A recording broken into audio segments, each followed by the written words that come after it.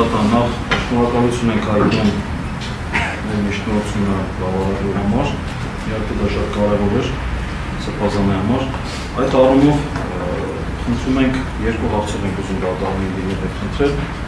քանի որ Միքայել Սրբազանը arczepiskopos-ը եւ նաեւ Շիրակի քննարաշնորհը եւ իր համար կալանքի մեջ գտնվելը նաեւ որոշակի առումով եկեղեցական կյանքից կտրվելու հանգամանք է դարձել։ Ու չնայած դրան նաեւ ընկալած գնալով ԱԱՑ-ում ԱԱՑ-ում պես Երևան կետում մեկուսանում թույլատրվել էր պատարակների մասնակցությունը։ Խնդրենք թույլատրել Կիրակի օրերին եւ եկեղեցական տոներին մասնակցել սուրբ եւ անմահ պատարակներին 7 վեր առաջնորդներից եկեղեցում, որ հենց իր բնակավայրի կողքն էր։ Սա կնքենք եւ երկրորդը պատվարժան դատարան Սրբազանի մեծահարգականներից միայն ավագ եղբայրն է, որը 60-66 տարեկան է, առողջական խնդիրներ ունեցող։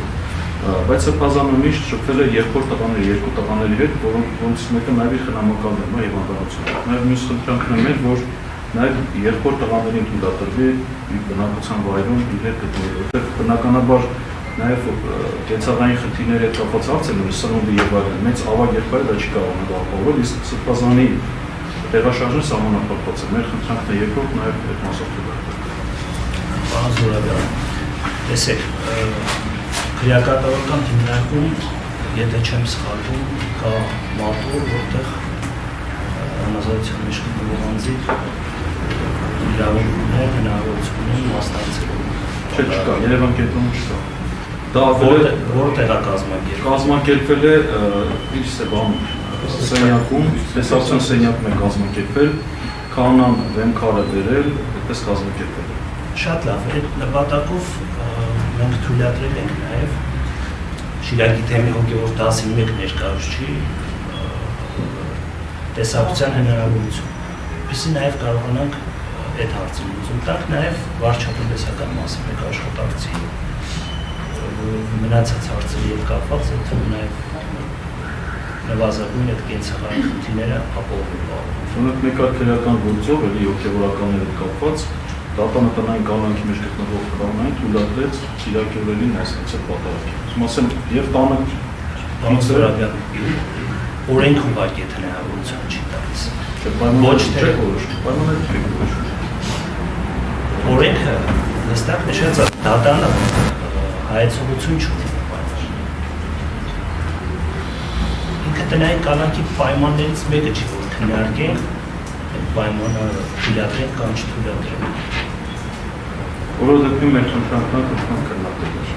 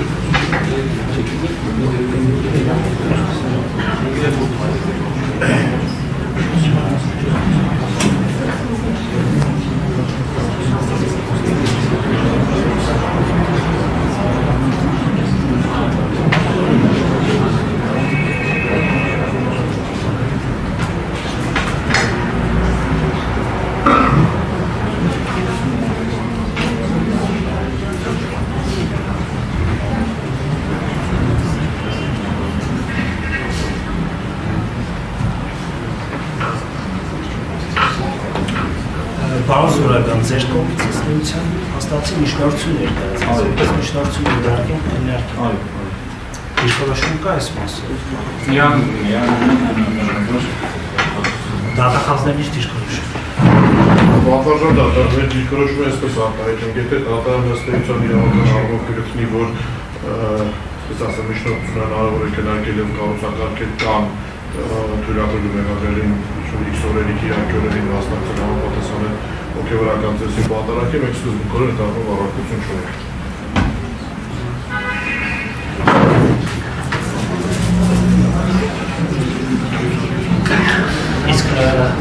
այցելության մասով երկրորդ Դա թողնել դատանի այցելության պատվաստան դատարան, քանի որ այսպես նշեմ, ամեն դեպքում դա ըստ էության ինչ որոշվել դատարանի կայացնի մեր կողմից նորոգարկման ենթակարգերի շրջանակներում չի ներառվելու, հետևաբար այդ հանգամանքը կոնկրետ թողնել դատարանի այցելության, իսկ մյուս հանգամանքը արդեն դիրքորոշումը նշեցի, եթե կառուցակարգ օրենքով սահմանված դատարանի թիկնի որակը սկզբունքային առողջություն չունենք դրա։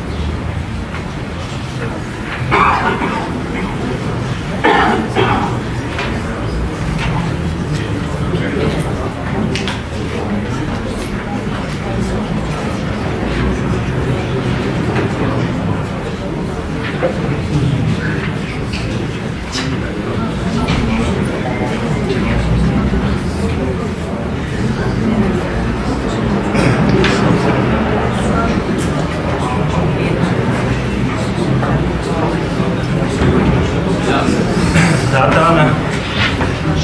լսելով դիրքորոշումները որոշում է Պաշտպան Զոհրաբյանի կողմից ներկայացված առաջին միջնորդության լուծումը հետաձգել մինչև էական հանգամանքի պահանջում է, էական հանգամանք տվյալ պահին դատարանի համար դատական պրակտիկայի, նաև օտարերկրապետությունների դատական պրակտիկայի ուսումնասիրություն է, նաև օրենքի մեկնաբանություն։ Երկրորդ միջնորդությունը եղբորորդիների տեսակցության մասով բավարար մասնակի թույլատրել խնամական հանդիսացող եղբորորդուն Գրիգոր Աջապարյանին ևս թույլատրել տնային կալանքի ընթացքում տեսակցել Գևորգ Միքայել Արտաշեսի Աջապարյանին։